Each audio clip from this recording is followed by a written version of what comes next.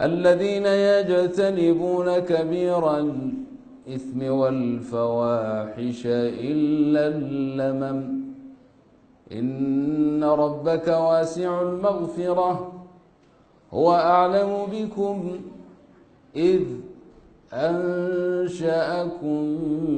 من الأرض وإذ أنتم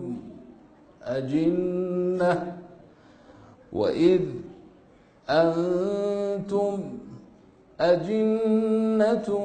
في بطون أمهاتكم فلا تزكوا أنفسكم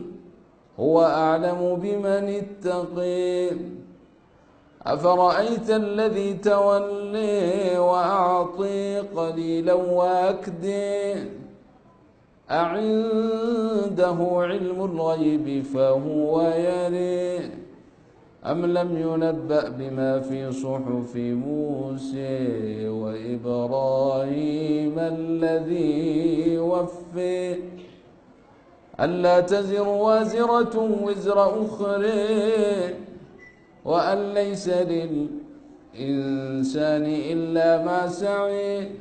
وأن سعيه سوف يرى